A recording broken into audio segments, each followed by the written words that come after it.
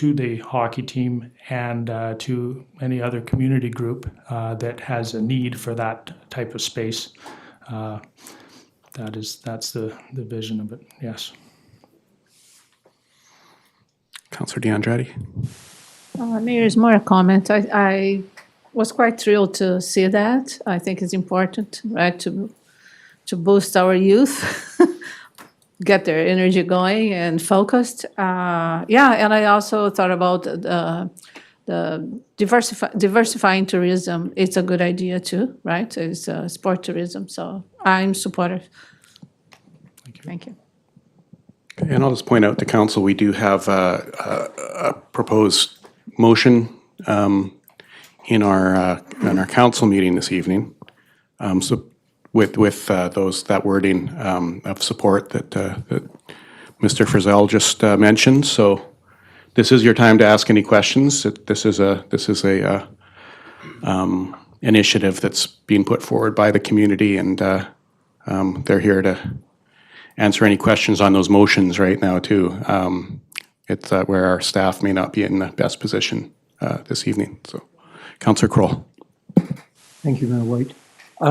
The only question I have is, one has seen team franchises come and go, like Vancouver had a basketball team and they're gone. So if these facilities are built, what happens 5 years down the road if, for whatever reason, it's decided that it didn't work and the franchise goes elsewhere? Is there sort of what happens with the society that now has this building? Good question. Yeah, so we will definitely need to address the ownership on dissolution were the society to dissolve, if the team were to leave, and if the society were to dissolve, what would, first of all, make assurances that the building will be completed, to the satisfaction of the building inspector and codes, and also that we are able to maintain it and turn it over to the another entity in good shape, or remove it if that need be. So those provisions would need to be written into it. Thank you. Seeing no other questions, thanks for your presentation. And we'll be looking at your request further tonight at our council meeting. Thanks. Thanks very much. Thanks for having us. Thank you.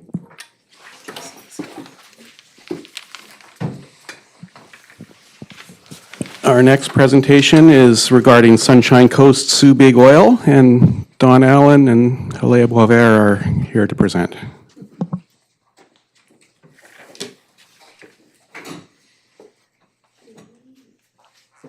Manage the slides or something? Oh, thank you.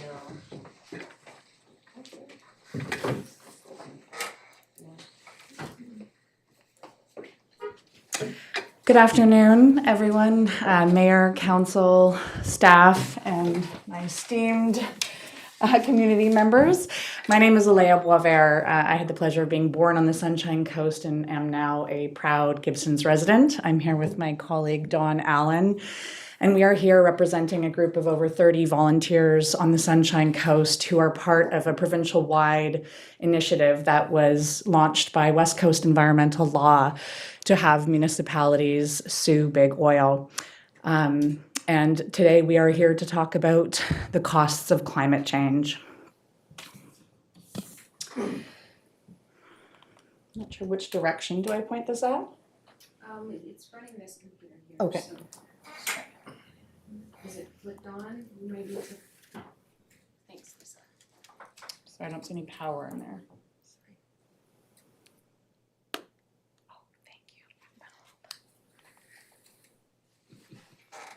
Okay, very good. We'll start with the big picture.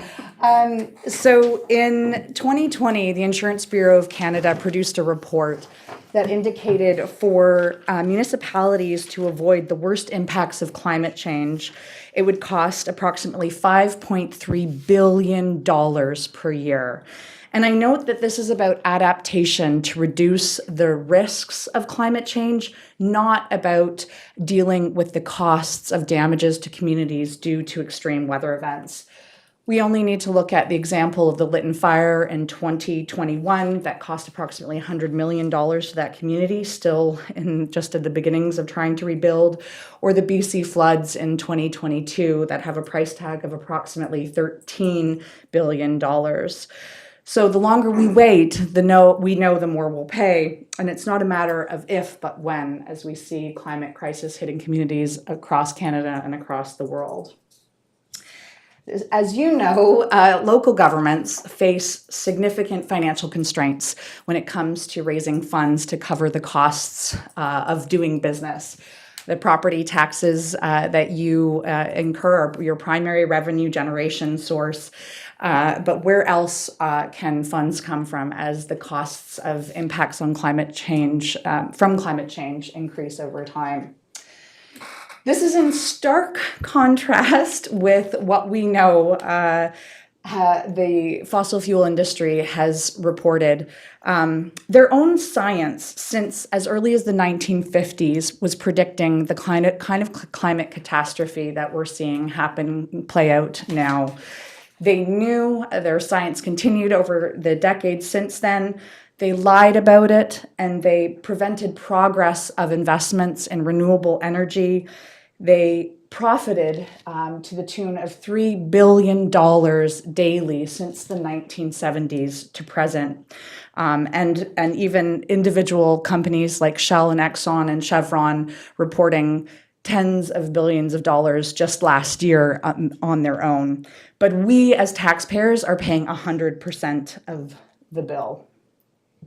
So we need to look at this through a local lens, of course. And we know that the town of Gibsons is already investing a significant amount of money to understand climate change and to deal with its impacts. These are just a few examples that your chief financial officer presented in January. And this adds up to over $34 million. It's a significant price tag to deal with. And the question is, where is this money coming from? These are the known infrastructure costs, but we also know that there are other anticipated costs where climate change will be impacting properties, infrastructure, services, and health. We'll be seeing increased sea level rise and storm surges that will affect foreshore properties, the town well, sewage lines. Overland flooding will affect roads, require culvert repair and drainage system updates. There'll be droughts and wildfires, extreme snowfall, heat domes that will require the setup of cooling centers and installing air conditioning systems in public buildings. So while we are a small community and we can't do everything, we can make a difference, and we need to be thinking about solutions. We, as a community, recognize and applaud and celebrate the work that the town is already doing to take an ecosystem-based approach with the Natural Assets Program, improving development permit areas, collaborating with the SCRD on climate planning and reporting. But we must go further. You can see I'm pregnant. I'm here with my second child. And for me, knowing what we're facing on this planet, having another baby is an act of hope. And it's a reason to be fighting for a livable planet and a place where generations can thrive in our community. And when I think of what future generations are asking of you as leaders, it's the same that we are asking in this campaign: to be responsible, courageous, and forward-thinking. $1 per resident dedicated to this campaign is an excellent insurance policy. As any business person knows, it helps to pay upfront to prevent against future damages that you may incur. Taxpayers are paying 100% of the bill right now, but we've been misled, and we're asking big oil to pay their fair share. It's that simple. Even if we were to stop burning fossil fuels tomorrow, even if we were to work with big oil to, say, electrify transit across the country, we would be still facing financial costs due to climate change because the Earth has already warmed past 1.5 degree. So we're asking this council to make dealing with the long-term effects of climate change a priority and not wait for the next one. So how do we pay? Municipal taxes, we believe, are. Oh, I'm sorry. Completely forgot.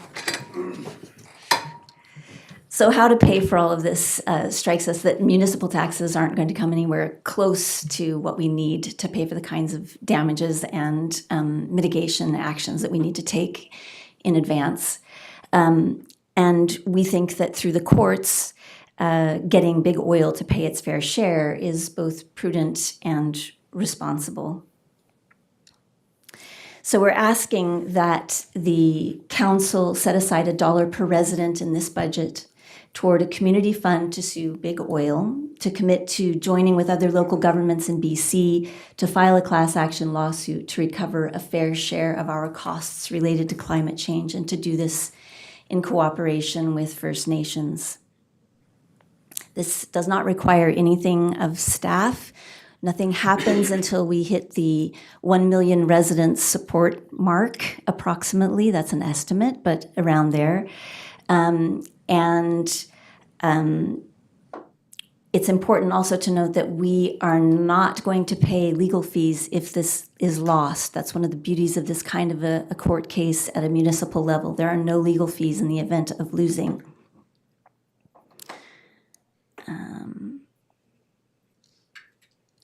So why climate litigation? First, courts are where we resolve injustices, and lawyers acting for the greater good have won precedent-setting lawsuits, for example, in women's rights, gay rights, labor rights, civil rights, and increasingly in the context of corporate accountability. Big Oil represents, to our minds, an issue of economic injustice with massive social and environmental implications. Secondly, similar lawsuits have been won. Tobacco, as you all know, was successfully taken to court for the harm that its product caused, and legal experts have been weighing in a lot, as you may know, in seeing the similarities between Big Oil and Big Tobacco, and they see the tide turning on Big Oil. Environmental group in Netherlands recently won a lawsuit against the oil giant Shell for its role in the climate crisis. So it's being done. There are lots of litigations in process right now on this very topic. Third, this is a minimum cost compared to the kinds of costs we're talking about. As Alea mentioned, it's a great insurance policy. It's the cheapest one we believe you'll be able to find. And those costs are shared with other municipalities who are participating in this lawsuit. And finally, this is a great way to take local action that has global impact. It's a way for our community to help shift corporate and investment behavior toward renewables, and it's a way to help hold the fossil fuel industry to account for its share of the costs we are incurring now and will incur.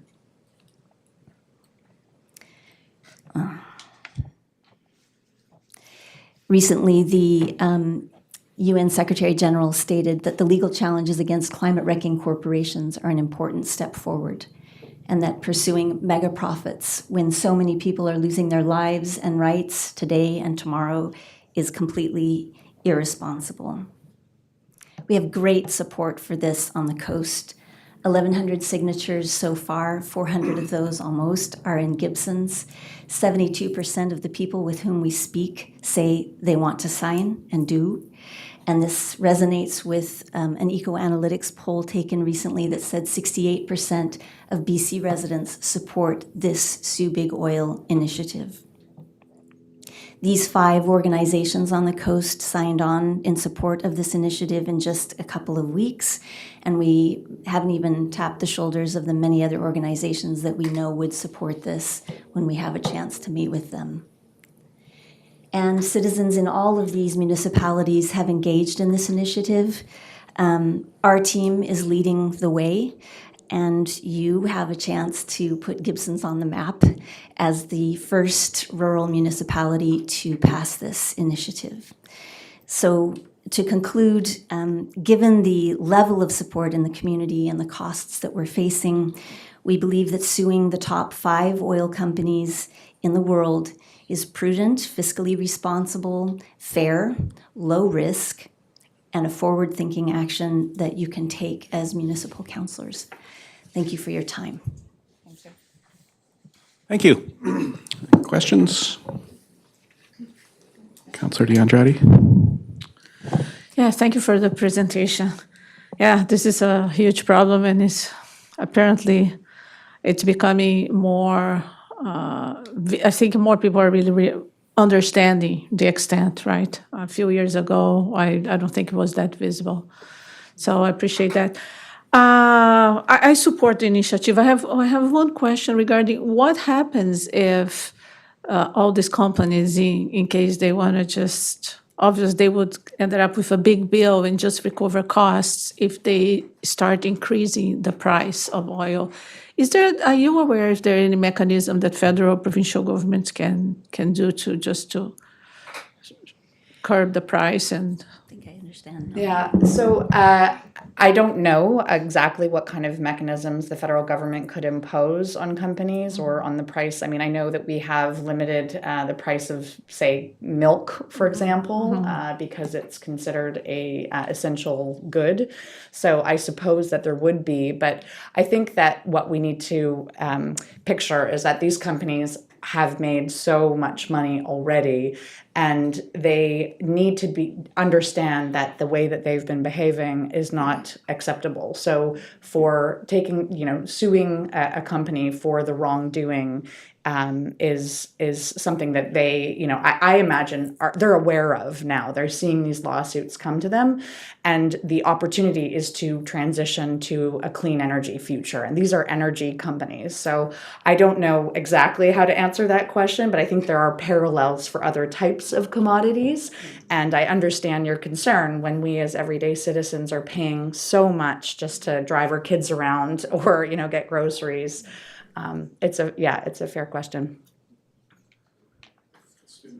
First, I would just like to say I really support this initiative as the currently sitting and as the youth representative for the town of Gibsons. This is something that is incredibly important, and we need to hold these big oil companies accountable for what they have done. Like time and time again, they've shown that they'll willingly ignore science and sacrifice futures in order just to get profit. And they've lied. They've tried to put the blame on individuals. Like, it's actually BP in 2003 created the whole idea of personal footprint. They tried to just push it all onto everyone, push it onto the individuals, and try and shield themselves from the blame. So we really need to hold them to account and get the money to support the inevitable damage that's going to come to this community because of the already damage that's been created and will be continued to created from the warming that we were seeing. Here, here. Councillor Kroll. Thank you, Mayor White, and thank you for the presentation. One of my questions was similar to what Councillor D'Andrade asked. You poke the bear who's profit motivated, and they have to answer to shareholders. How are they going to cover their costs and keep their profits up to the shareholders? And, the logical thing seems that they would increase the cost of their products. So that would be a concern I have. The other question I have is, assuming they dig in their heels, I don't think, because of the way they've been behaved to date, as Kale alluded to, they're probably not going to take this lying down and just sort of say, oh, we've been bad. Here's our checkbook. We're going to start paying out. With a protracted legal case, you can't sort of say, well, it's only going to cost us $1 a person. It's going to be, I think realistically, it's going to be more. So you sign on to this. Where do you draw the line 5 years down the road when instead of $1 per person, we're asking for $10 a person? So the council is setting this money aside now. You're just setting it aside. You're not spending it. It's a commitment. And what happens is when enough municipalities sign on to this and you have enough momentum and enough power, then you start to see other people jumping in. There are grants, there are private funds, there are all kinds of ways in which money can be raised once the municipalities say we're in. And a lot of lawyers who work in this area do it on, I'm forgetting the pro bono or, only if you win do we get paid basis. So I don't know, of course, I don't know. But my guess is that as this moves forward, that would be a concern for any municipality. No municipalities are wealthy. That's why we're concerned. We don't have the money to pay for the kinds of costs we're facing. So they'll have to resolve that issue. And I'll just jump in to say that it is the intention of the organization supporting this, like West Coast Environmental Law, to be supporting the communities that back this campaign through fundraising efforts, through crowdsourcing, through soliciting donations and grants. And they have a roster of private donors who are interested in investing in this kind of work because they understand that it would be precedent setting in Canada and around the world. And to the point of raising the prices of oil, I think that this is one tool that is available to us, and it's not the only thing that is going to create the kind of shift we need to see in society to move away from oil and gas. And we need to be brave and stand up to these companies and not be pandering to their shareholders as the final word on which we determine our futures. So I think this is one of those ways that we can stand up and say, we know that you've behaved badly. You need to be responsible for that. Pay your fair share and move in a different direction so society can heal. So society can thrive without a further warming planet. Councillor Thompson. Thank you for your presentation and for also going out into the community the way you've been doing. I think that has a great educational outreach for everybody that wants to learn and understand what is happening with exactly what you're talking about. It's also, I think, a first step towards transparency that we need, especially as it relates to this issue. My question is, when you reach the 1 million resident support, what is the next step? So my understanding is that all of the municipalities who agree to participate in this then come together and decide how they want to participate in the class action suit. That is, once it's achieved a status by a judge as viable as a class action suit, then the municipalities begin to participate in conversations around who's taking the lead and how are we hiring our lawyers, et cetera. And so that piece is decided amongst the municipalities, the representatives from the municipalities who choose to participate. So I've asked that question to get more detail from the WCEL, and they say, really, it takes whatever shape the municipalities agree they want it to take. Yeah. Okay, Councillor Kroll, did you have an additional comment? Everyone seems to have had a chance to speak. I think I'm good. Okay.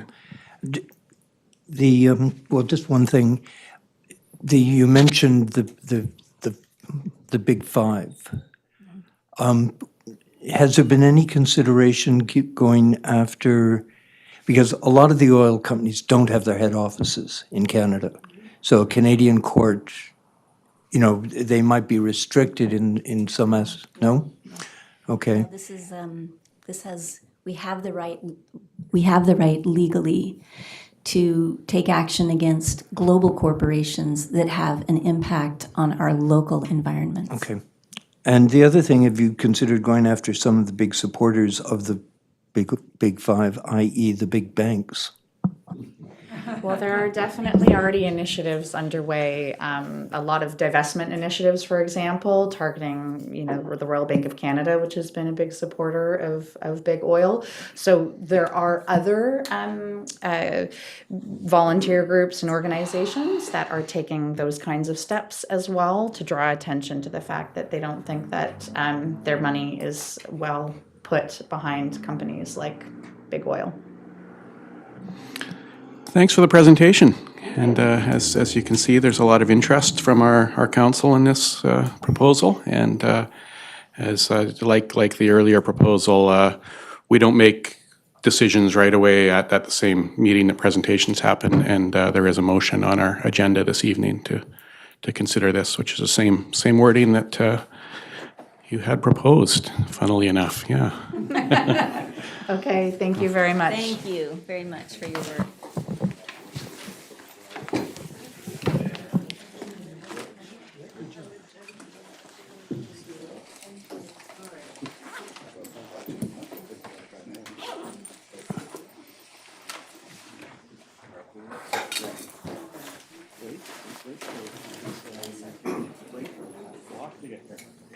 Hey, Jeff. How are you doing? Good.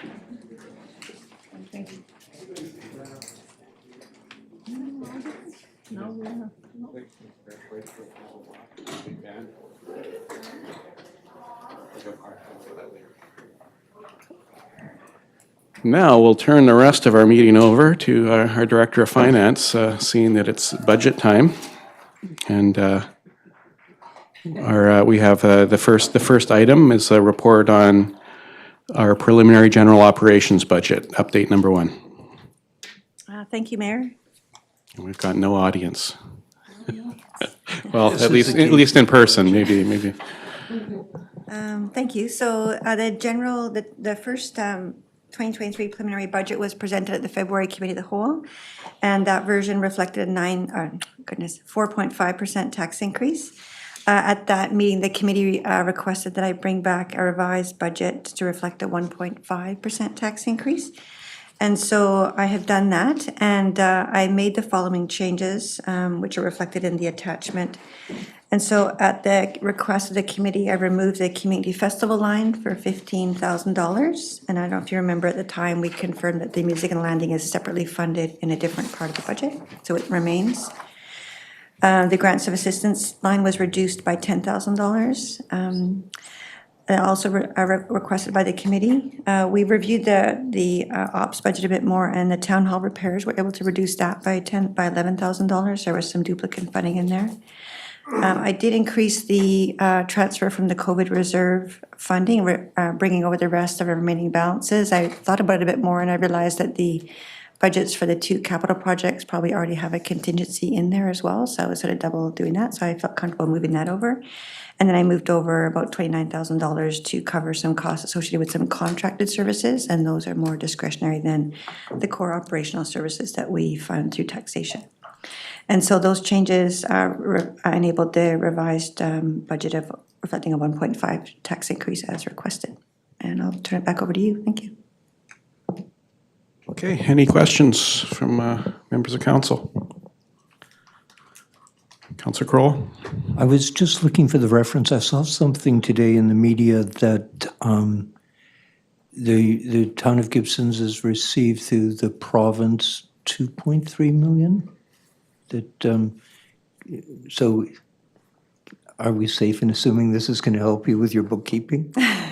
I can answer that. It's the communities. Yeah, there's every municipality received funding. We received $2.314 million for that we can spend on capital projects in particular, and I think we'll be looking at that at the next meeting, not this meeting, but it's going to be. We have our operations capital budget coming in the future meeting, so that would go towards capital projects.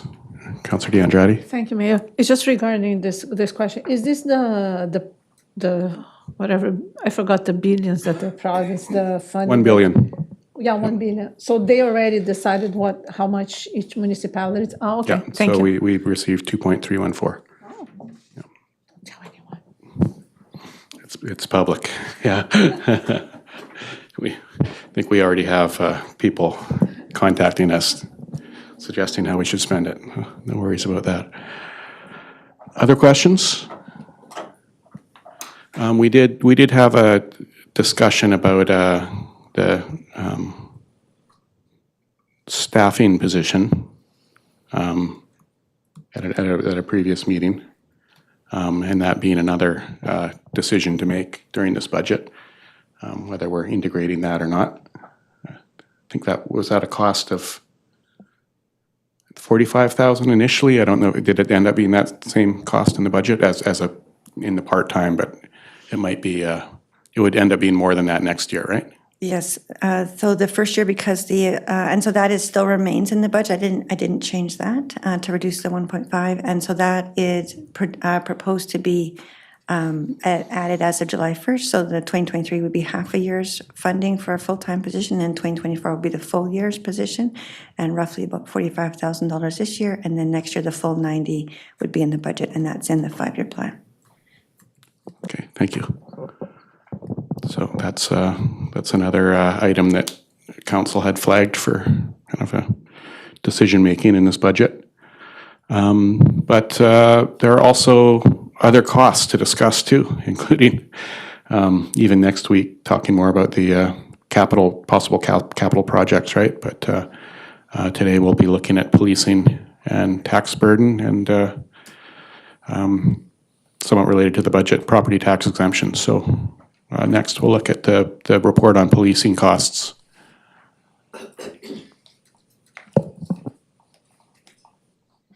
Thank you, Mayor.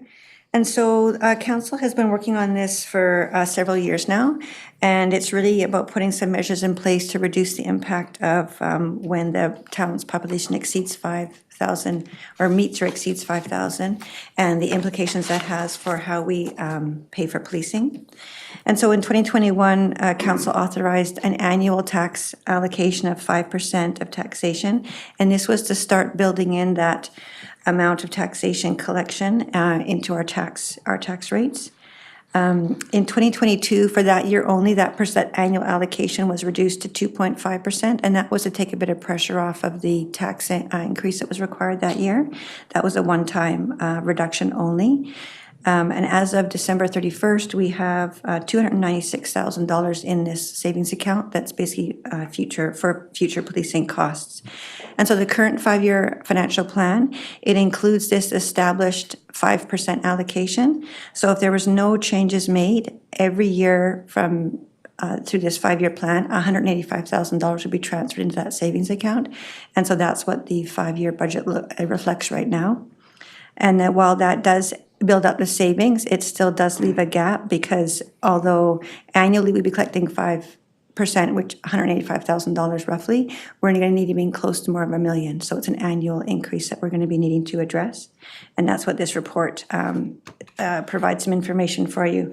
And so for current and tax future years, there are several options. And I provided 3 scenarios, and these are really just from examples just to facilitate some conversation. So here's some options, but there's a myriad of options in between these 3. And so the first one is really, it's close to status quo. It's either postponing any additional annual increases, either closer to 2026, or which is the next census year, or up until 2026.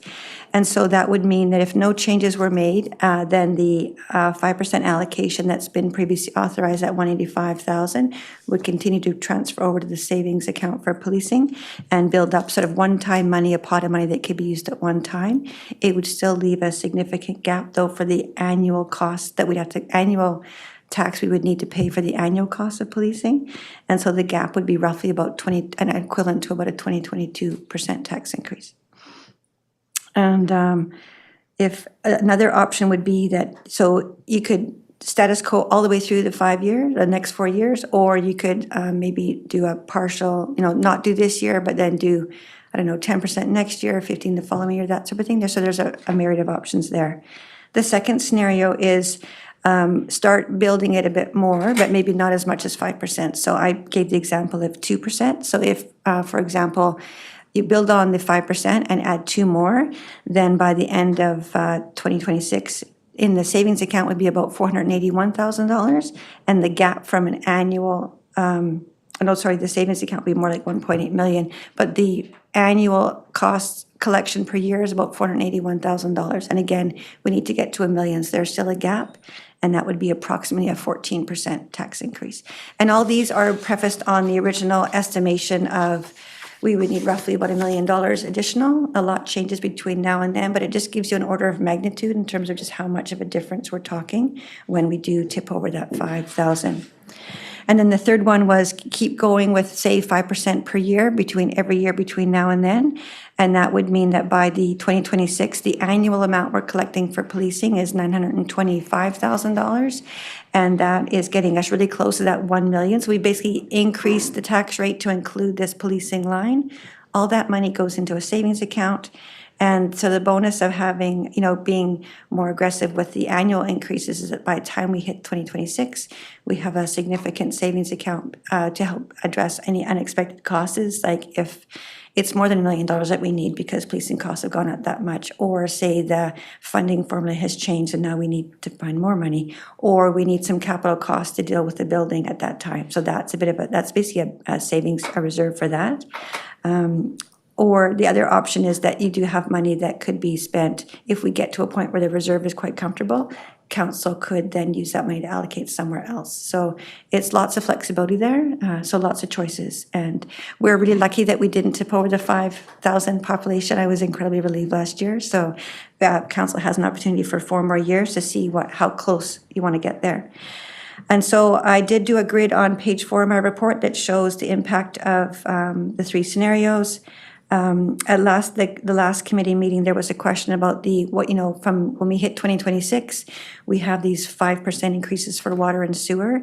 And of course, council at that time could say, okay, in that year, if it was a really big crunch year and say we have a significant gap, council could choose at that point to defer the 5% for water and sewer and take a bit of pressure off general. That does, of course, negatively impact the long-term financial plans for those. But that would be a decision you make, I would recommend there, and not do that early, because it does have a significant impact on the water and sewer fund to do that. Page 5 has scenarios in terms of what the impact would be on an average residential and commercial property. So a 2% tax increase for policing, roughly on the average residential property, and this year that's just over $921,000, would be an additional taxes of $23. For a commercial, it would be more like $101. If you went for a full 5% as an example, an average residential property would pay $58 more, and the average commercial would pay $252. And so that gives you a scope of what the impact is from adding percentages. And so really those are just being provided to give you a bit of a framework in terms of what you might want to do this year, either, status quo, make a bit of change, make a big change, whatever you like. So back over to you. Thank you. Thanks. And yeah, I have some feelings about this for sure. I've been thinking a lot about it, but I'll look to council to see if any questions first. Councillor DeAndrade. Thank you, Mayor. I wonder if there's any calculation that has been done in terms of all these building, not development permits, building permits that we gave maybe 3 years ago. So now they would be occupying and paying taxes. Is there any? And then if we can factor all the ones, is there any calculation that you can say, well, given what all this development that we had in the last 3 years, that didn't count on the previous census because we're not occupied, is there going to give any relief?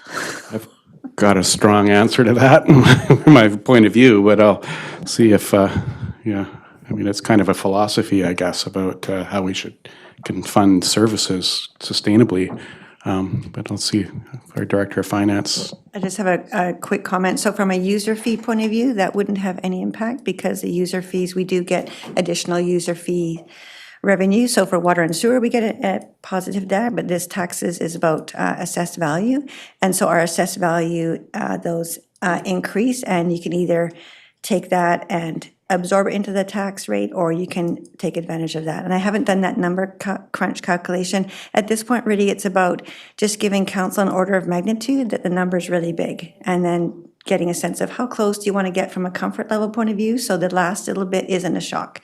And, or when you get to we get to 2026 and we don't pass over the 5,000, then having another, what to do with the savings and just being in a comfort level. So it's a real balance as to what you want to do in the next 4 years.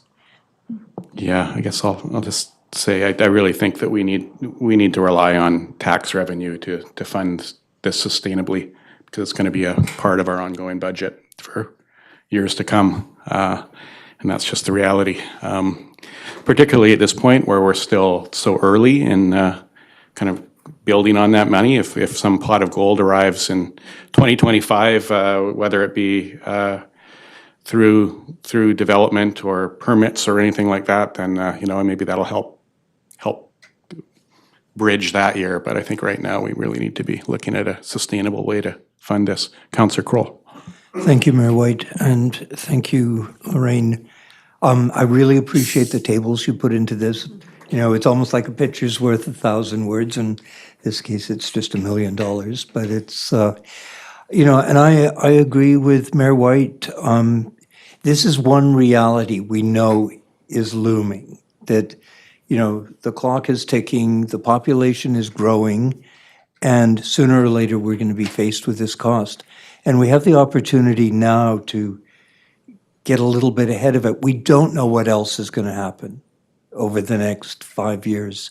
But this is one thing that at least we can bank towards. And I think it's prudent to, people might scream. I know local business owners, who do pay, a brunt of the taxation when you look at proportionately what they contribute.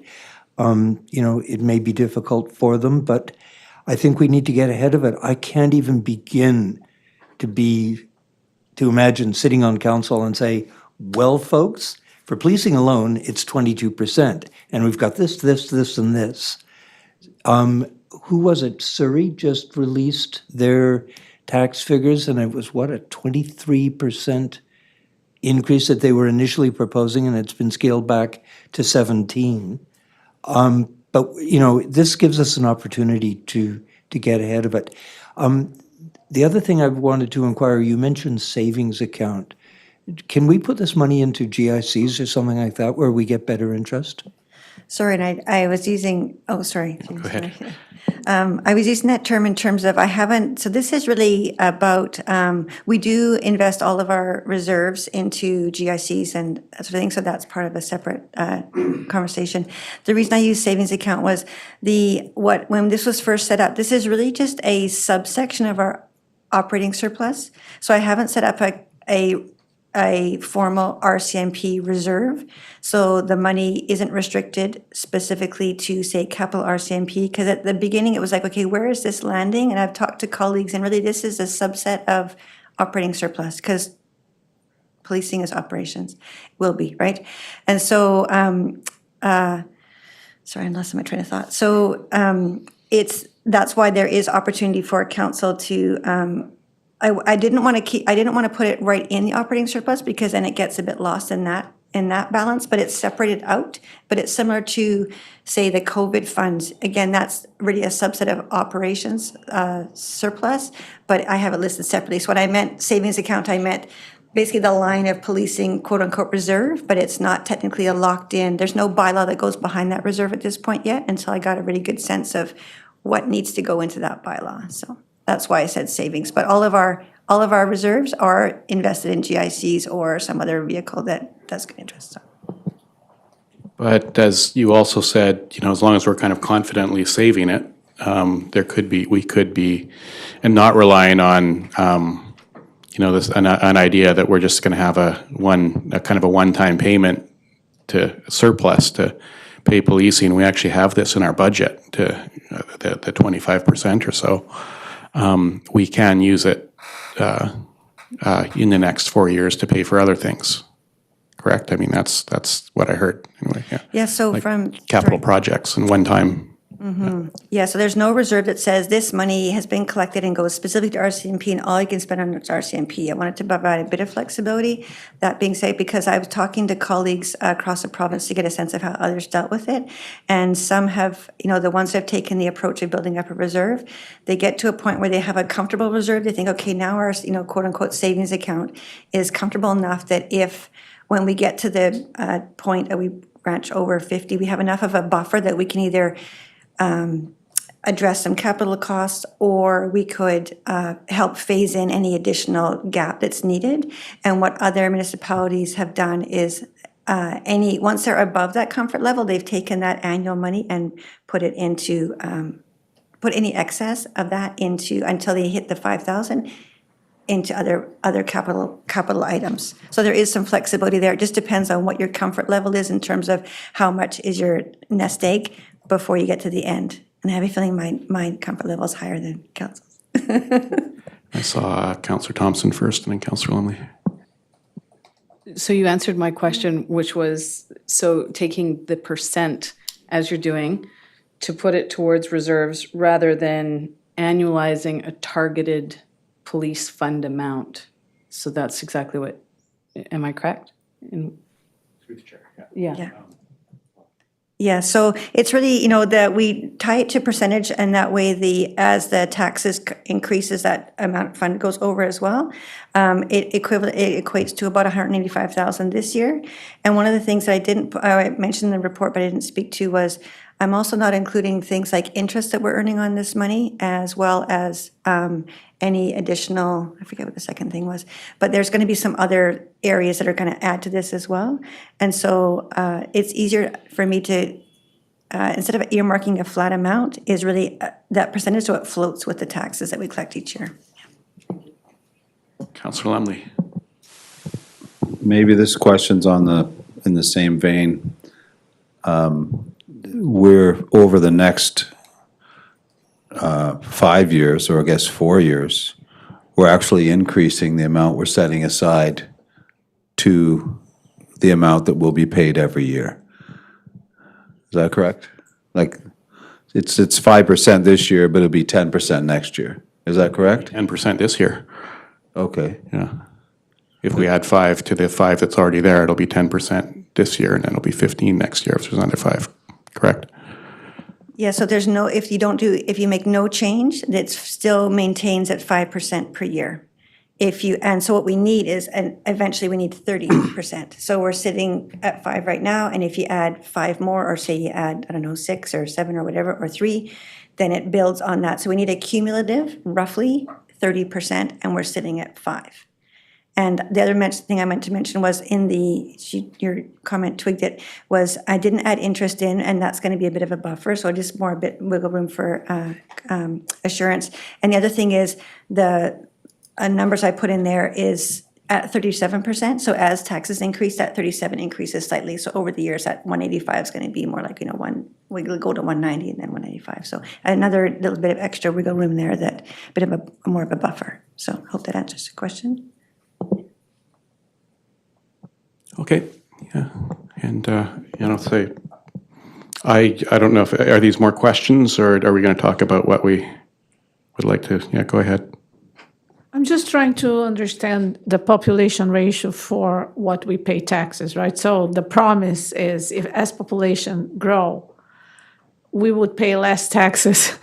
So I'm just trying to, we have some growth in the last 3 years, that lots of developments, but they were not they were not occupied. So in the next 3 years, maybe there's another percent. So I just wonder if this would make any difference. And for example, a population like in Seychelles that is double, do they pay proportionally half or of a person in the town of Gibsons, of a household, because they have double the population, or it really doesn't matter?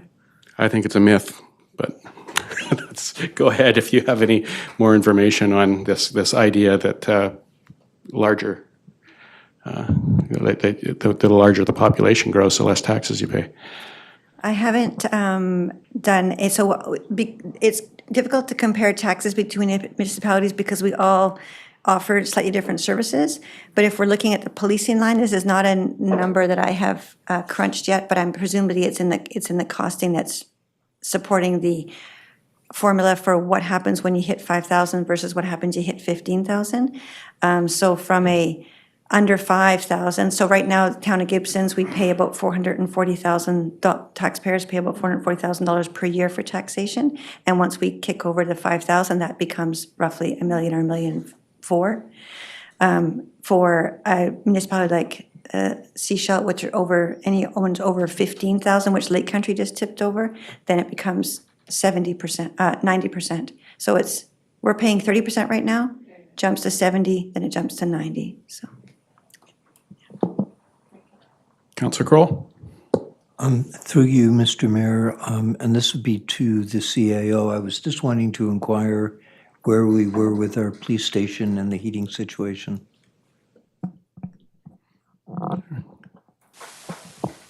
Yes, that's related. Through you, Mr. Mayor, I guess it could be related to whether we need a facilities person or not, because certainly it's the type of example of, a serious issue with a building that needs to be opened, that the heating system has gone down. On Saturday, there was someone there installing a new part, so I haven't checked as of yesterday where things are at. But the repair should be imminent. That's my expectation, or what we're being told. But again, a combination of finding the contractor, which we hope to have found somebody, and then it's a question of getting parts. So it's, at the moment, it's very paper thin, as I'm writing a note to Daniel of all the billing issues we have. So back to the report and the question in front of us. I'm strongly in favor of the third option. I really think we need to do this aggressively at this point. I'm a little concerned that I don't think it was, it could have happened last time, and the last census we could have been over 5,000, and taxpayers really would have been on the hook at that point if. And I understand it's I think, as Councillor Kroll said, things happen too. I think this isn't still. I think every year we can make an argument that it's challenging for people. Inflation has been difficult for people. I think for a lot of people, variable mortgage rates are another challenge that are hitting people hard right now. But I also see that it was the plan of council to follow an incremental plan back to the committee's report, and it didn't end up doing that, and that was because of COVID, I'm sure. I mean, it was that came out of nowhere, and that kind of sent us off track. So I think it's really important to get back on track, and we need to do that by looking at another 5% increase to get us up to 10, and closer towards that 30 that we're eventually going to need. So that's a big reason why last budget meeting I was supportive of scaling back on our 4.5, getting it down to lower, because I know we need to start building on this policing fund for the future. And I also see that, if we do it this way, over time, I can be confident in funding one-time capital projects that we need to fund year after year through this fund, as long as we know that by the time we get to 2027, we're going to have that 30% in our budget, and we'll be able to raise the money. Or, even, and there's even some flexibility to slow it down a bit, just knowing that we have a sizable surplus to cover that first year. I saw those hands up both at the same time. Councillor D'Andrade? Thank you. Just a clarification. So the 5%, then we would add, let's say we approve the 1.5%, we would add on top of the 5%, and then plus inflation? Just try to understand. No inflation. There'd be. Oh, okay.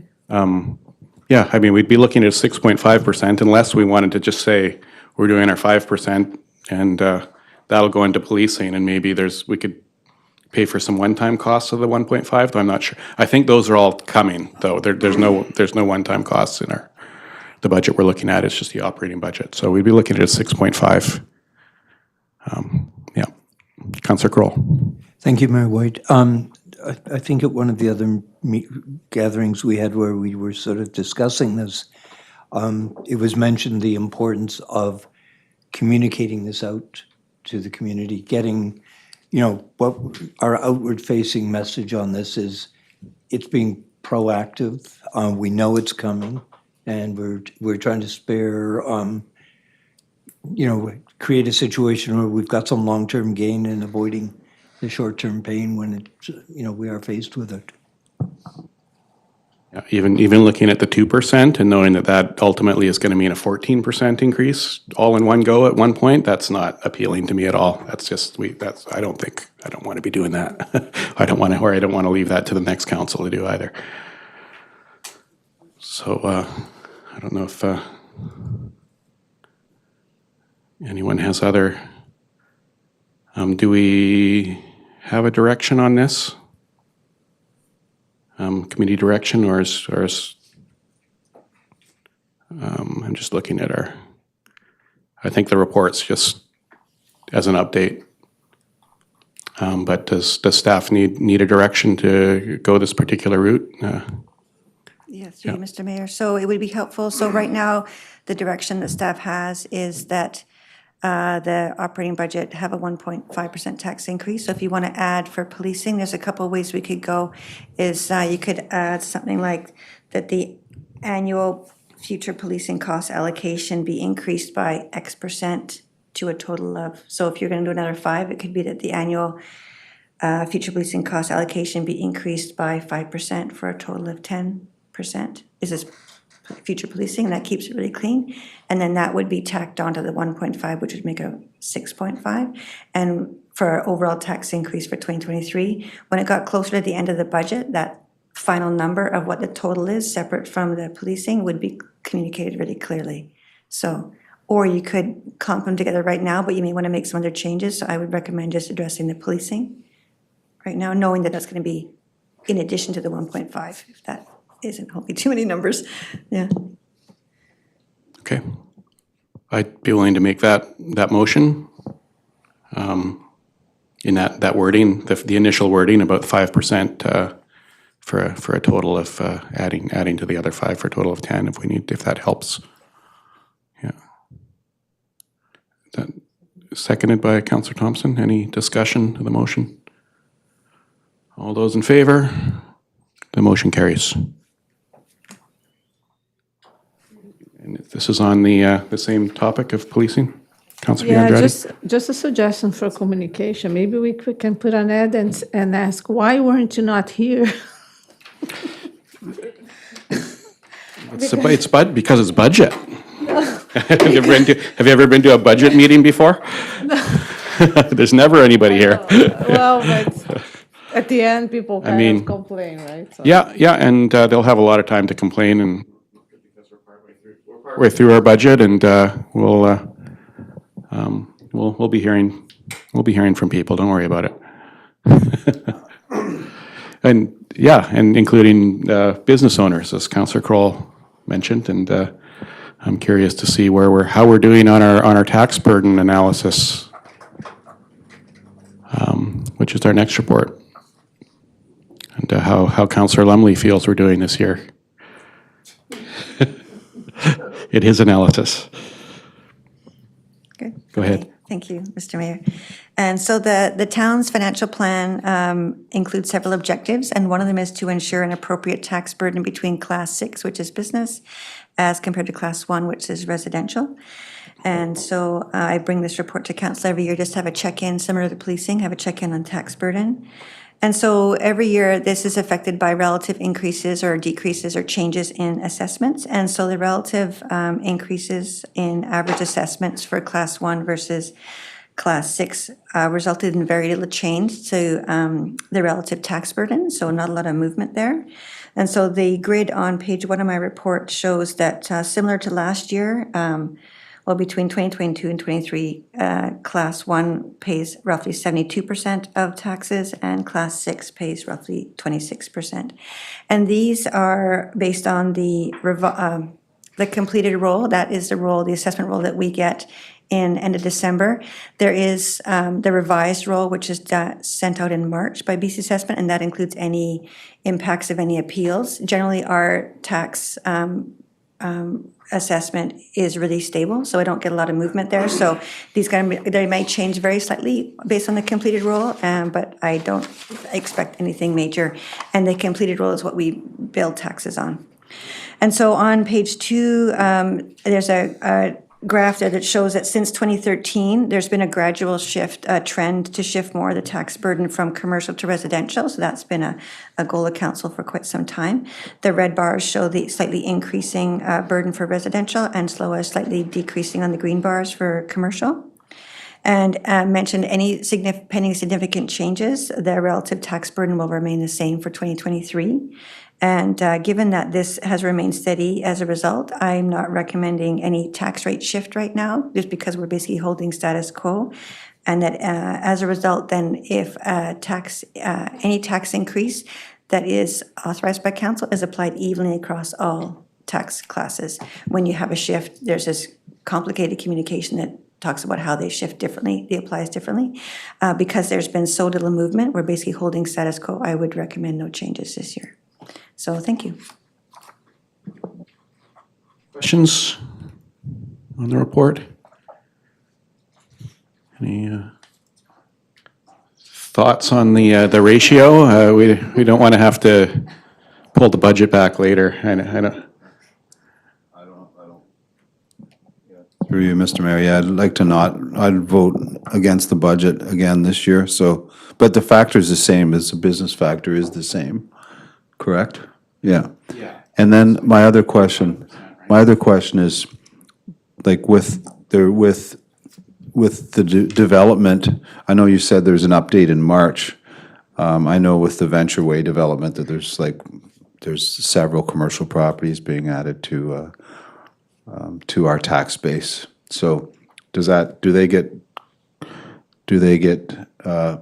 lumped in there at all, or no, that would be on the next year? Go ahead. Yeah, through you, Mr. Mayor. So those would have been captured. Those are based on, so tax assessments are based on, there's a couple snapshots, market value as of July 2022. And then in October, there's another one, and that's based on actual use. And so the only changes that happen between December 31st roll, which is a completed roll, and the revised roll, which is the end of March, is any appeals. And so say Venture Way got their assessment and they said, oh, this is way too high, we're going to appeal it. The appeal Property Assessment Appeal Board rules in their favor, then we get it's called the supplemental assessment, and it drops it down, then things shift around a little bit. But our tax assessment base has been very stable, and we haven't had a lot of those. And so the changes between the completed roll and the revised roll are really minor. And any improvements at Venture Way, they've already been captured. And then anything that's happened since July and any changes since October is captured in 2024. Any other questions? And I think if we have no kind of further direction on this report, I think that's a direction to keep on the same path. Okay, so we're good with that. And now we're looking at permissive property tax exemption policy review. Thank you, Mr. Mayor. So this is, I wanted to include that it's not budget related, but it's for 2023, but it is an opportune time because there's a council motion to bring this back before the next intake. And so permissive property tax exemption, this discussion would affect 2024's taxes. We're always a year behind for this one because of the timing. So back in 2022 of July, the council requested that prior to the 2023 intake, which happens at the deadline is for the end of June, is that the permissive property tax exemption policy be brought back to committee to, with a revised criteria reflecting affordable housing as the highest priority. So this report is a response to that motion that was made back in July last year. And so the policy itself, it states that council wishes to ensure that there is an alignment of the town's goals and culture with those of the organizations that is being granted a permissive tax exemption. And so there are, in the policy, there are criteria, and they're quite broad. They're quite, let's say limited, but there's 3 of them that you have to fill in a form, and there's some information gathered through the form. We need your financial statements, and we need information on your organization's contributions to the community.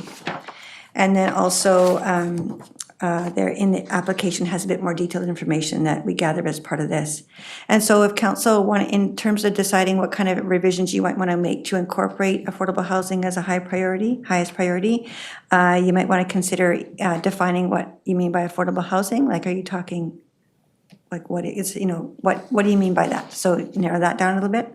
The other one is determining how you want to apply highest priority, and that could be ranging from really broad statements or really specific criteria into the policy. And so from examples for broad references, you could include a reference as part of that line that talks about the town's goals and culture. And so an example with that would be revising section 1 by adding on that the support of affordable housing is considered to be the highest priority when assessing permissive tax exemptions. So keeping it really broad, but giving a nod to the applicants that you're going to be looking at affordable housing impact that they have and contributions they have to the community. Another one could be that in the list of the criteria, the one item that we have is information on the organization's contributions to the community. You could add, including how you demonstrate how the organization contributes to supporting affordable housing in the town. And so those are really broad. The advantage of that is it gives you a lot of flexibility in terms of interpreting the policy and also what value each organization can bring to the affordable housing in the town. It does have a disadvantage though, because sometimes broad can be hard to interpret. And when you're evaluating the different applicants. And so an alternative to broad, or in addition to broad statements, you could put in some very specific criteria.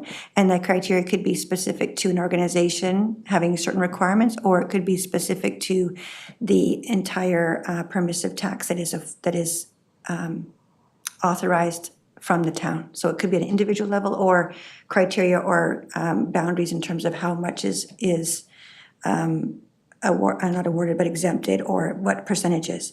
At this point, because it's relatively new, I don't have a formal recommendation. My sort of lean would be to start with something quite broad, and this would enable you to get a sense of, so adding some maybe terminology in the application to gather some feedback, and then for this next round, you would get a bit more information in terms of where the organizations stand on, say, affordable housing, and then that will help inform maybe some more specific criteria you want to put in future. That's just sort of my leanings. I don't have a recommendation either way, but if it was me, I would start with something like that. Okay, thank you. Councillor Lumley? Yeah, I remember this from last year because I voted against the affordable housing permissive tax on Franklin Road. And part of the problem, well, part of it is that I felt that we were setting up a precedent for now that we have the affordable housing project on Shaw Road, and there is market units within these affordable housing projects. So, yeah, I think I agree with, I agree with the fact that we really have to define affordable housing and really find a place for it in permissive property. But it can't be the entire property, like I said, about Franklin Road, and then we have Shaw coming on board. I also have I don't know how deep you guys want to get into this, but I do have some other comments about the permissive tax, the role that we have. I know it's not attached to this exact file, but later on down in the, I wouldn't mind hearing other people's viewpoints on that. Sure. Yeah, I think we have time to get into those other comments. I think it's all relevant here, and looking at this, this is just the one direction that came from the previous council about the phrase affordable housing, which I'll just say I'd prefer that I prefer the phrase housing.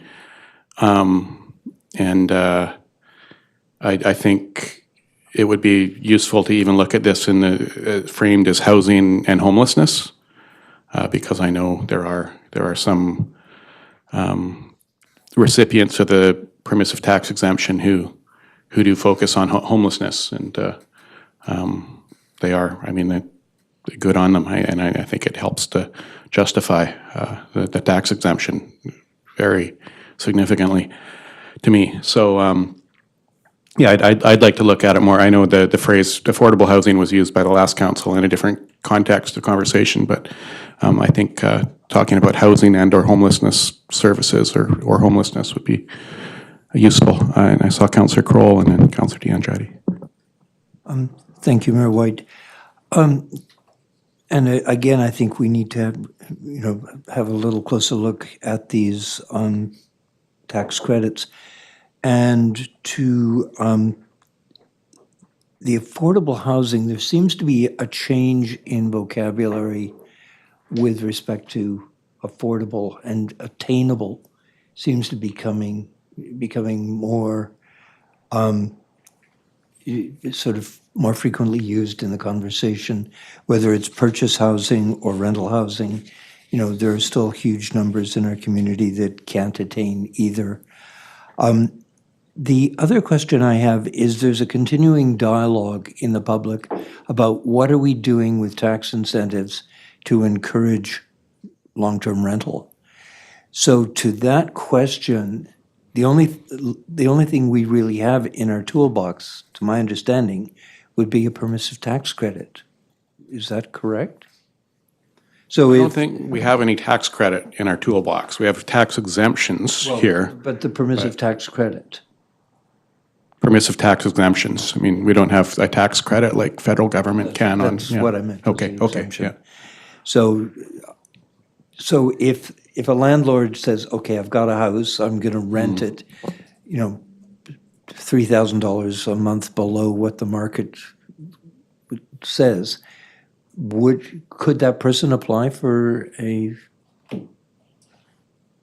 I would say no, but I'm not sure.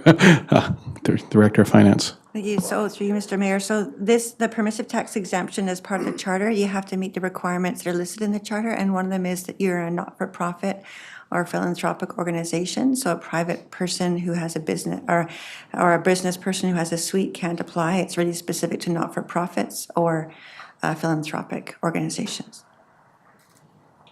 So I just want to call everyone's attention to all the attachments here. We have the third attachment is, these are the recipients now.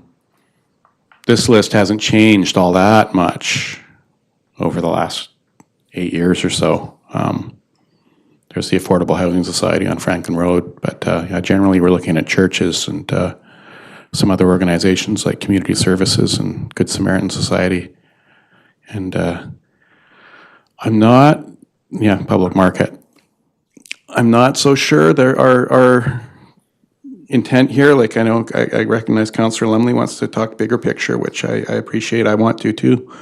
I'm not excited about the idea of significantly adding to this list. That's not what I'm reading into adding housing to the questionnaire being. I think it's more. I thought it would probably be more. I'm having to assume what the last council was considering, trying to kind of nudge or incentivize these organizations to really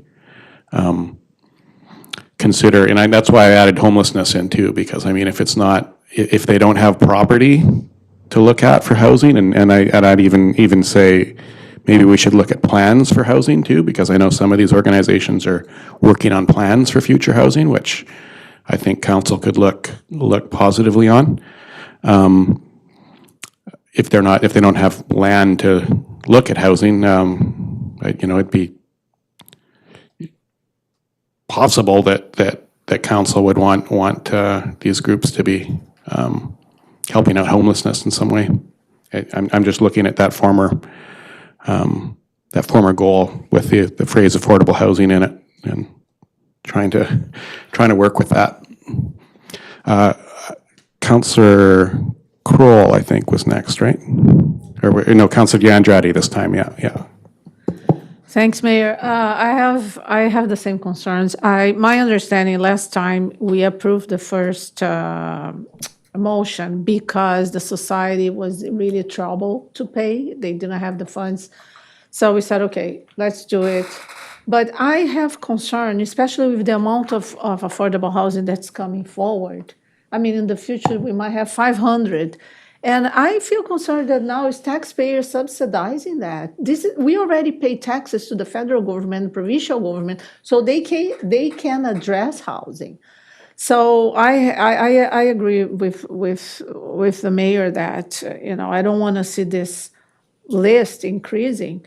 And this organization, also, they provide some service to an entire community, while the housing, the person gets already the benefit to pay low rent, and and the person will be working. So I'm a little bit concerned with, and then defining, are we talking about supportive housing or homelessness that is in the bracket so low, and are we gonna have one facility only, or maybe two? But I'm concerned with providing, I'm concerned, for example, this 835, if they come back with, I don't know how many, 100 apartments that will be affordable, or I don't know. Is it that taxpayers will be paying for all these taxes? Is that the? They're for profit. Yeah, again, that's what I meant by saying I don't. Look, I wasn't on the last council. I don't know where this came from, but to me, I'm looking at this as the last council said affordable housing should be our big priority as a town. So just like this questionnaire says, talks about zero waste and green initiatives and carbon emissions. And I think this is what our director is suggesting there for us to, and it says request justification here. We want to be seeing how these organizations are justifying their tax exemption by what are they doing for affordable housing in our town, because that's our goal, that's our interest. That's how I interpret that direction. It's not about specific projects and granting more tax exemptions to anybody who claims they have affordable housing.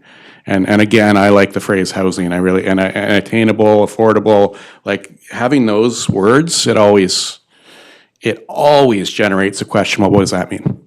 And we don't want that. I think we should just say housing. And if we're gonna go this route, and I saw Councillor Lumley next. So, okay, I have a couple questions. The first one is, this list of the permissive tax exemption, that's 100% of their taxes? Everybody on this list? That's a great question. That was my first thought when I looked at it, because there's no breakdown there on this. Yes. Sometimes we get that in the lists, but yeah.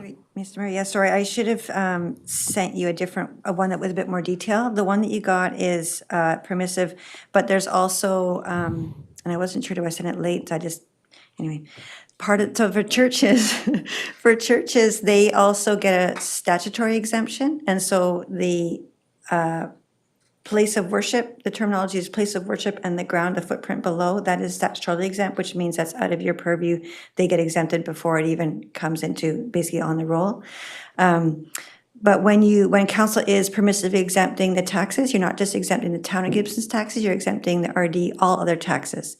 And so if you exempt them 100%, then that organization pays no taxes, but other taxpayers then pay those taxes on their behalf. And it would be all of them.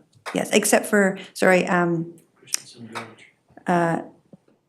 parcel taxes and user fees are paid. But we have one, Christensen Village, where the exemption is 75% and not 100%. So there's an option you can do. You can adjust permissives by percentage of assessment.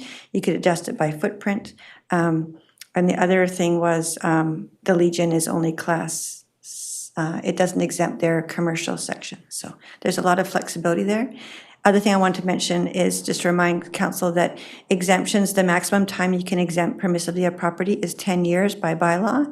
And the way that previously, way back in the day, we would do it every year. It was really arduous from an administration point of view. And what we've done the last several is to align it with the council's term. And so and this is coming up for this next term. So in this June, July, I'll bring council all brand new applications based on whatever you choose to edit that for. And then it would be a recommendation to give a 4-year exemption to match your term. And then the next council starts that process again. But you have the option to do shorter or longer, up to 10 years. So bit of a long-winded answer for that. Councillor Lumley? Well, I guess I'd be interested to know, like personally, there's some, part of me thinks that if you're, regardless of statutory, but if we're also permissively granting them, and we've talked about this before, but I mean, I don't want to be, seem like a harsh, like kind of like this, but I did see that letter from the St. Bart's Church, and I think they have like 80 members or something like that. It's a giant property, and we've talked about the Legion property as well. Even though they're not exempt on their commercial, they're just sitting on such a large piece of property in the city. I mean, in the town, you could almost incentivize them to do something by reducing their exemption, or at least giving them a partial exemption or a percentage. I mean, that's just how I feel. But I mean, and again, I don't want to be, I don't want it to seem negative or anything. But it's just, taxes keep going up and up, and along with Councillor D'Andrade's, like it's like everybody's just paying more and more and more, and then as people pay less and less and less, it just piles on everybody else. And I think there has to be some accountability for people maintaining these properties. That's just how I kind of feel.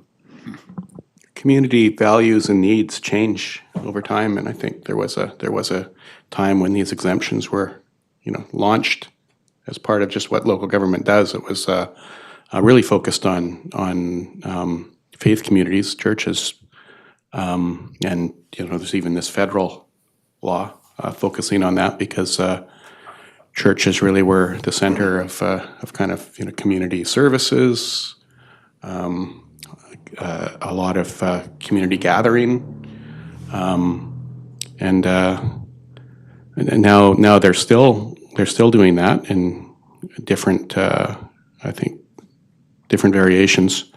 But we've also got, an art gallery on here, a public art market on here, and it's always up to any community's council to kind of say, well, what are our community values and community needs that we want to see these groups addressing in order to justify their tax exemptions. So I think that's fair. Councillor D'Andrade. I just want to ask the Director of Finance if my calculation is correct. I'm seeing that the exemption is $75,000. So this would be pretty much 2%.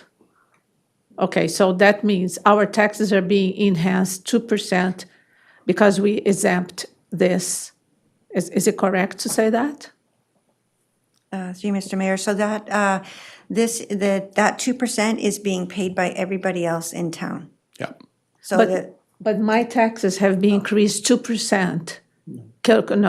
No, I don't, well, I'm not sure if I can. Just Basically, that 74,000 is dispersed amongst all the other taxpayers in town based on assessment, so it would depend on your assessed value. But basically, everyone else is paying that 75.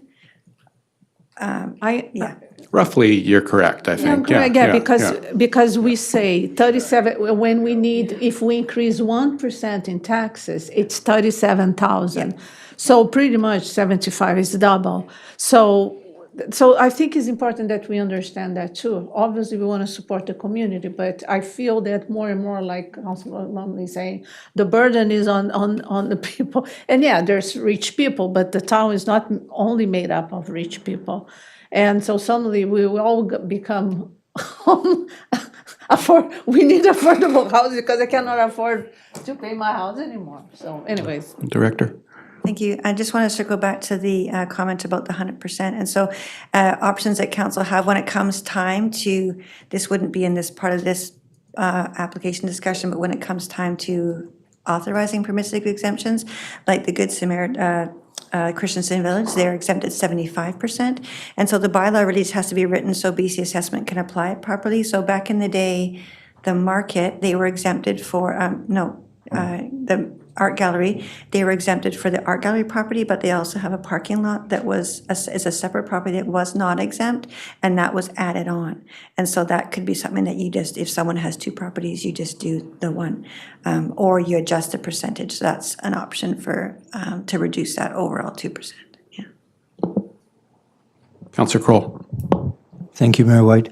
I think, both to your point, Mayor White, and what Councillor Lumley was saying is, I think a lot of when we review these things, I think people need to, before they even apply back to us for the status, is that they just be reminded of the community need and the council's direction towards housing. Because, I've been working with the Gibsons Legion since February of 2019. They're finally talking, but it's been long and slow, and they've had, how many years of tax exemptions, and they haven't shown anything. Yes, they do contribute to to scholarships through the Poppy Fund, but I buy the poppies. So they're just redirecting money they've collected from the public. So, I think it really is important that some of these property owners look at the potential they have to serve the community beyond their initial footprint. I'm going to try to move this forward too, but hands keep going up. So, Director. Really quick, one of the things that however the policy is changed, because this is a new intake and we're getting full applications, I do a cover letter that basically says, here's the process you need to follow. We could include some communication in there, basically updating them on council's direction, reinforcing what your emphasis is, to give them a nod that here's what council is going to be focused on to help them with their application, so then they can provide you with the information you need. And it also gives them a heads up that, hey, things may not be the same as status quo that it had been before. So. I could even write that letter, right? Looking at the back quarter, we could even write that letter. It could come from the mayor. It might make a lot of sense to come from the mayor to talk about council's strategic plan and directions.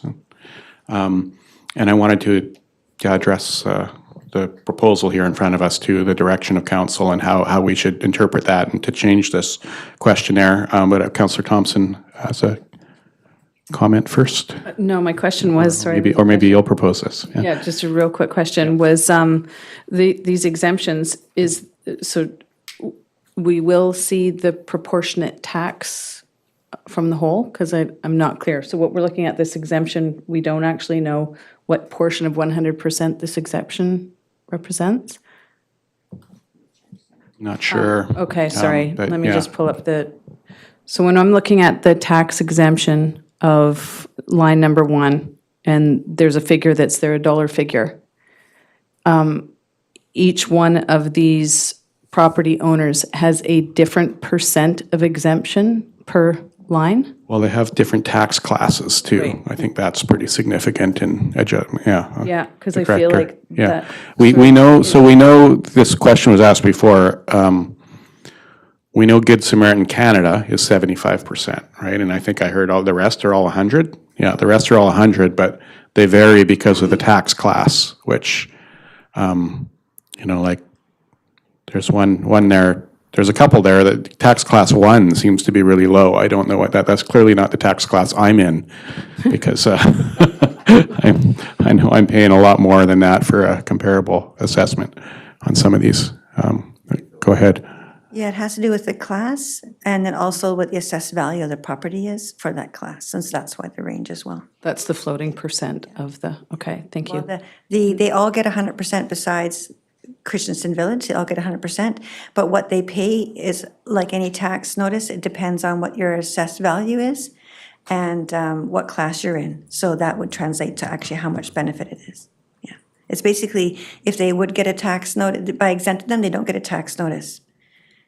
Right? They just don't get one because everyone else gets it on their behalf. Yeah, Yeah. okay, understood. Thank you for that. And what are those classes? Like, I know, I don't expect you to tell us all 8, if there are 8 of them, but I mean, what are the different, some of the or examples of different kinds? So there's class 1 is residential, and that includes vacant lots and stratas. That's a big class. We have class 2 is utilities. They have quite a high rate. That's like, the TELUS and BC Housing. And then class 5 is light industry. Right. Class How about 8 and 6? Because those are Sorry, 6 frequent. is business. Yeah. And 8 is recreation/other. 8's a bit of Okay. a catch-all. Other being not-for-profit, and that's where a lot of these end up. Yeah, Yeah, yeah, I see 8 a lot. yeah. Yeah, and 1 Though, is though 1 is residential. just flat out residential, and I is. don't understand why the exemption is so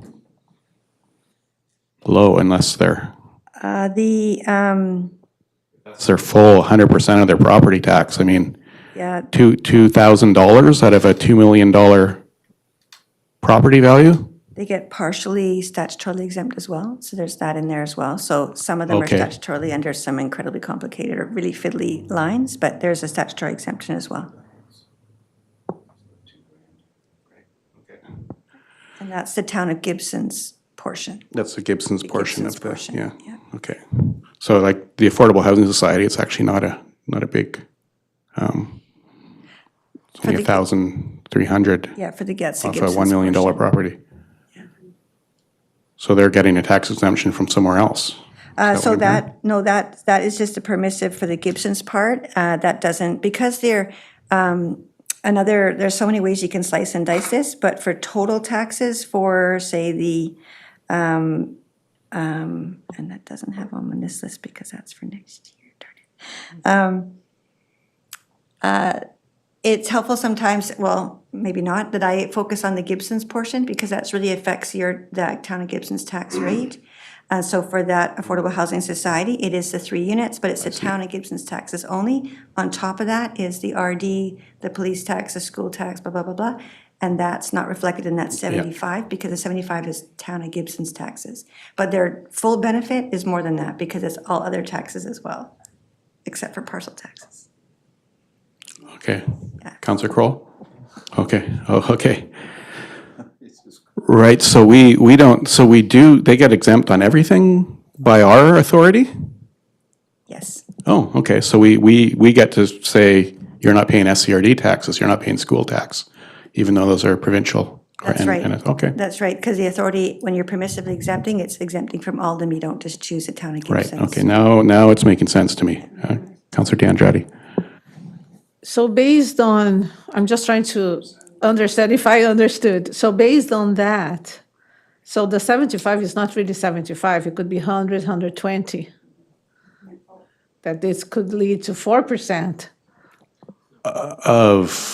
Well, Not of our budget, but not 4% of our budget, it'd be 2% of our budget. no, if the SCRD is not charged to them, it's being spread in the community. Is it correct? Yes. I can add one more. So I can add one more comment. So I have another number. So Sewer as well? for 75,000 is the town of Gibsons Fire portion. Of those, total exemption, including SRD, school, police, all those, is 181,000. But we talk about town of Gibsons because that affects town of Gibsons' tax rate. But Councillor D'Andrade's point is, as a taxpayer, you're absorbing all the other ones as well, but not parcel taxes and not water, not user fees, not garbage, sewer, or water. But it's about the value-based taxes. So it's it can be quite a number. So it's 5% on 4.5. No, Thank you. I mean, this has these to be considered, right?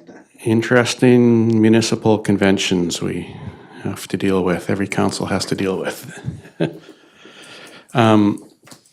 My thoughts on moving forward on basically we're talking about the justification questionnaire here, and how the last council did suggest that affordable housing should be identified as a priority. We could just have that in the cover letter. My biggest comment about this questionnaire, though, is there needs to be more space. Like, it doesn't, it really, like, we aren't giving the people the message that, like, we're looking for all the good you do for our community when we give them like 2 lines. It's gonna, I mean, I think the message we're communicating to them is like, you can just fill out 3 or 4 words here and you're good. But, you know, I'd be really interested in hearing what, you know, these groups are contributing to our community if we give them a chance to actually tell us. Whether that's more of a digital form with space to type, or whether it's just you know, a written form with way more lines than this. And secondly, if we are going to follow the previous council's direction, I think maybe we should have a whole separate question regarding housing, and it could say something about how your organization is contributing or is making contributions or plans to support housing and or homelessness services in the town. I think something like that could work, just to get that down as a suggestion first, and then I'll go to other people. Councillor DeAndrade. Mayor, I still don't understand. I think I'm concerned with precedent, because right now there was Q1 is pretty much the only senior housing that we were kind of supporting. But now we have, you know, there is a Franklin. My understanding was just last year because they were struggling. And, but with all this affordable housing, I have no understanding. I'm thinking by unit. I mean, this could double, this could triple. I have no idea where Yeah. you're, I like, So, I don't sorry. know. So you don't Yeah. understand my question? No, I don't. Like, I think this is more, so zero waste was, so that was, and we could talk about getting rid of that question too, like some other questions. No, Are these still the like, I just want to focus us here on what we're trying to do. This is a questionnaire we're looking at, and it's a justification. It's what I said earlier about every council gets to kind of, you know, set what our values and needs are as a community. The last council, I wasn't even there, I'm interpreting that they said one of our needs is affordable housing. We want to hear how all these groups that we're giving tax exemptions to are addressing affordable housing, because we feel that one of the reasons we're giving these tax exemptions, the main reason, is that we're looking to these groups to address our values and needs as a community. So it's not about some kind of new way of creating new affordable housing or anything like that. It's a request justification is the title of this here.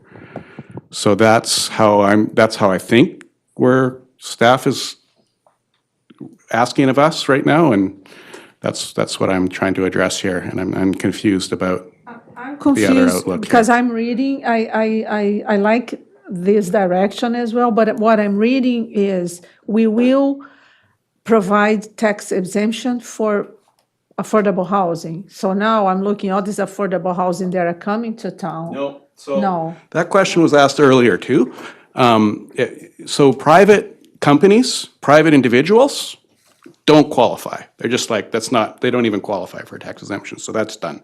Like, yeah, if you know, Gibsons Way, one of these people they're saying, well, we're providing housing, I want a tax exemption, like, forget it. Like, it's just not on the table, it's not legal.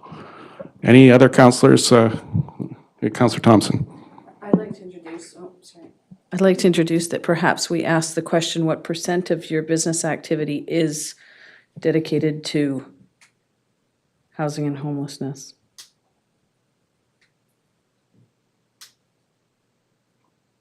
As part of the questionnaire of. Okay.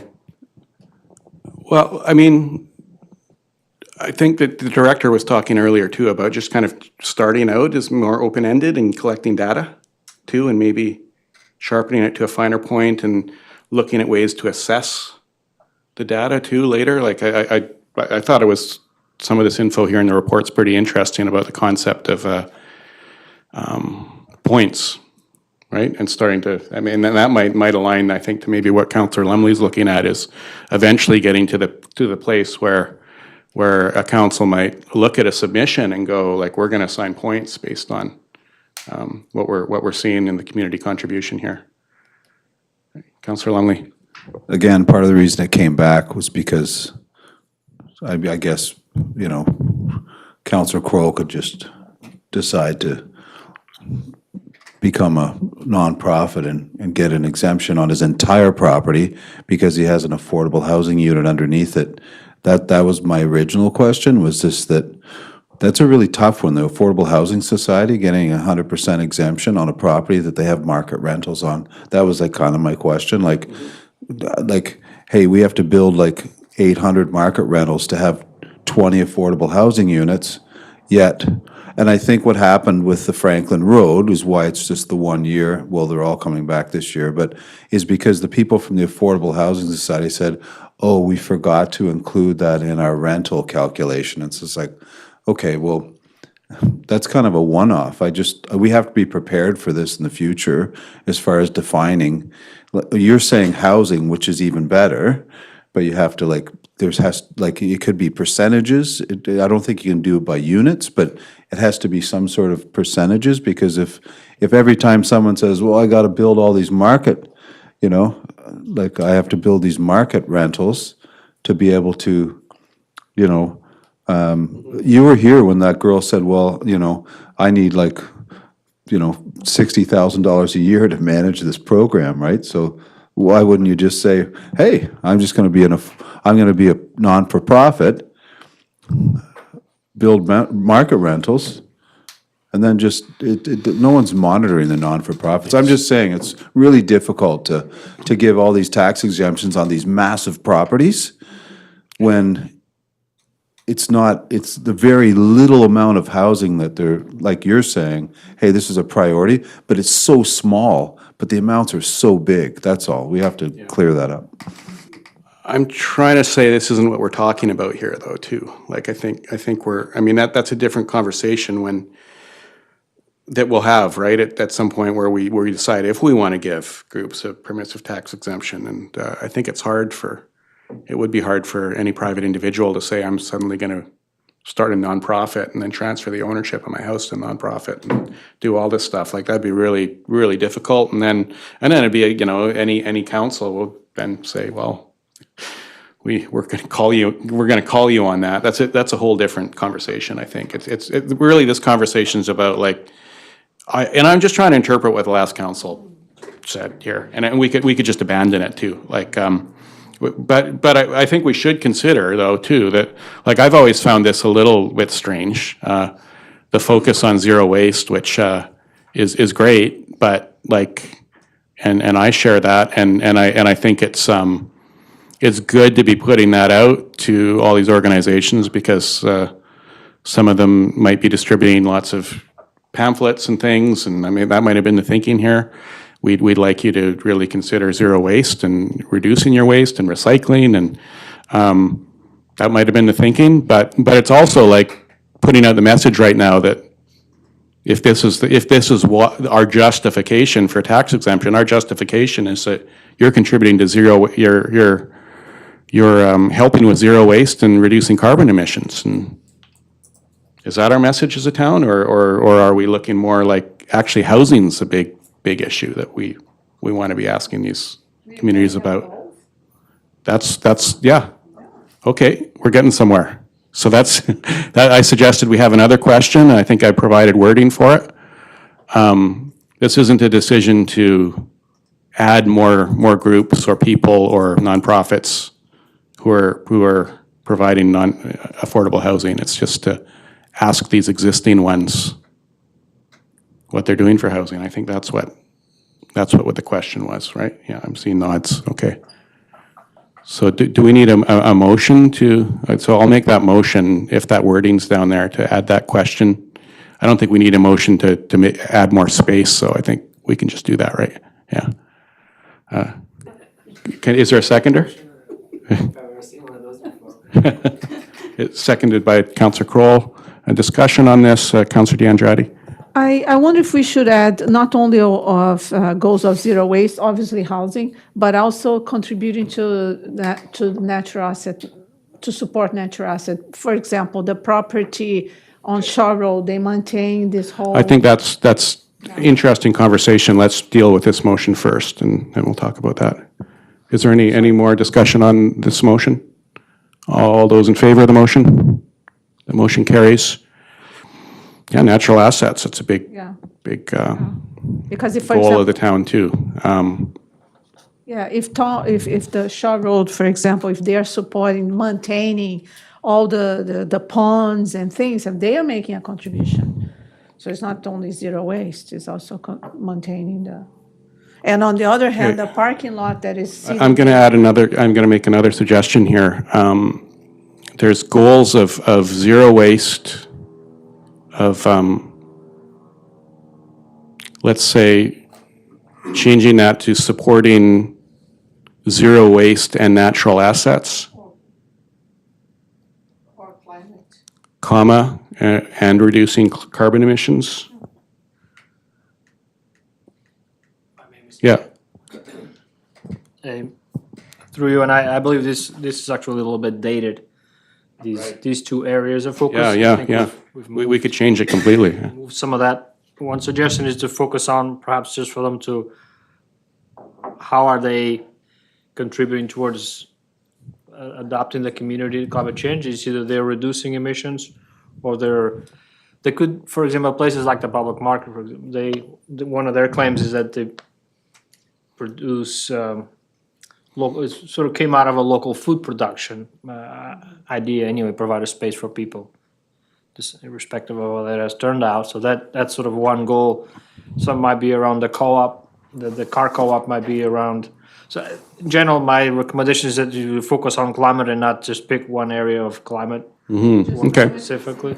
So what if we said, explain how your organization is helping to adapt the community to climate change? Is that what? Or create climate resilience. Yeah. Adapt the community to climate change. You want the word resilience in there? This is the title that Manny has, he's the climate resilience officer. So I think overall, it's creating climate resilience. So you adapt, Okay, create resilience to climate change. Does that adapt? Resilience could cover both. Adapt is just sort of half of the equation. Okay, so we don't need adapt then. Create resilience to climate change. Is that clear? Okay, so. Perhaps it's fair just to give some example. You can put in parentheses and say examples, zero waste, I think it's good to help. Yeah. Okay. But the main direction of the motion would be just to make sure that that's in there, right? Like, I don't think we need to get into. Okay. Is there a seconder? Seconded, Councillor Kroll. Discussion on this motion? All those in favor? The motion carries. So that would be changing the current number 3 to that. Yeah, we don't. Okay. Councillor DeAndrade. So with the harmony, no, the housing, the affordable housing. Sorry, is Harmony? Harmony Lane, Harmony Franklin Lane, sorry, Lane. I blanked. Franklin, Are Harmony we, Lane. because last time we exempt, including the market units, are we dealing with this right now? No, we aren't. Yeah. Thanks. When will that be? So the next steps would be, because this is a policy, this motion goes to council, it's basically to revise policy 2.8 to reflect those. And then we send out the applications, or basically the invite for applications in late May, mid-May. Deadline is June 30th, and then I bring a report to council in July, the second meeting in July, with all of the detail about each of them and all the applications, and that's when council determines which ones they want to exempt and by how much. And that would be for the 2024 year and either 1 year or 4 years or up to 10, however you like. So late July. Thank you. Any more on this item? Okay, seeing none, our next meeting of the Committee of the Whole meeting is March 14th, 2023 at 3 p.m. Motion to adjourn? Moved Councillor Kroll, seconded Councillor DeAndrade. All those in favor? The motion carries. Thanks, everyone.